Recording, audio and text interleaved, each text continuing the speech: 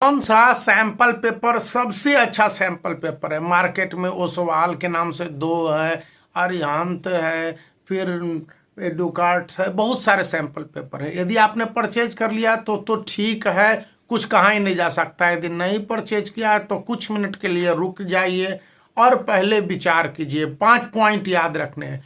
पहला, कि sample paper में कितने पेजेस अवेलेबल हैं और क्या उसका प्राइस है। सपोज कीजिए एक सैंपल पेपर 300 पेजेस का मिल रहा है और उसके प्राइस है 600 रुपीज। तो यानी कि एक पेज या फिर आप 2 पेज या 3 पेज के लिए कितने रुपए पे कर रहे हैं, ध्यान से ध्यान देखना है।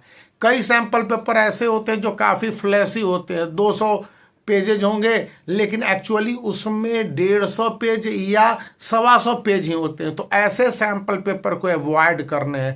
थर्ड है कि सैंपल पेपर कितने एरर प्रूफ है, क्या उन्होंने पिछले साल वाले ही सैंपल पेपर को चेप दिया है? अक्सर सैंपल पेपर में देखने को मिलता है, यह प्रॉब्लम है। और बड़े बड़े नामी, जो कि अभी मैंने कुछ नाम लिए हैं, तो कई सारे ब्रांड नेम में होते हैं। तो स्टूडेंट अपना पैसा नहीं बचाएगा, पिछले साल वाले सैंपल पेपर को ले लेगा जो कि 200 रुपीज का होगा, वो महज 20 से 25 रुपीज में मिल जाएगा। और CBSE के वेबसाइट पर जाके CBSE एकेडमिक से जो भी नए लेटेस्ट सैंपल पेपर हैं और उसके मार्किंग स्कीम को डाउनलोड कर लेगा, तो वहाँ पर उसके 20 रुपये पड़ जाएंगे, 25 रुपये या 30 रुपये पड़ जाएंगे प्रिंट आउट लेने में। तो बचत भी वहाँ पर हो जाएगी। क्यों खर्च करेगा नए सैंपल पेपर के लिए 300 to 600, जो ऑन एन एवरेज एक सैंपल पेपर पर पड़ता है। ओसवाल गुरुकुल या ओसवाल पब्लिशर्स का एक सैंपल पेपर है, उसको आता है तो पूरे सैंपल पेपर का बंच ही दे देता है। तो अब उसको भी आप देखिए कि उसमें महज 5 या 7 सैंपल पेपर होते हैं।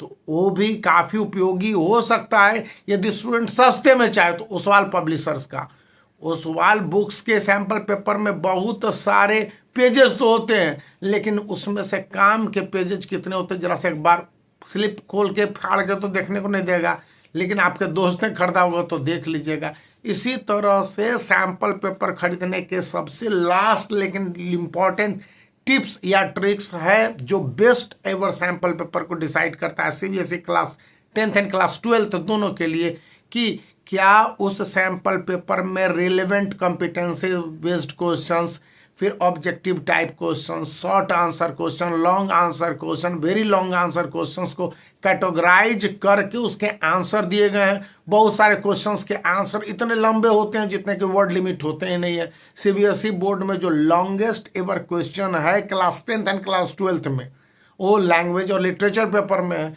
5 to 6 मार्क्स के।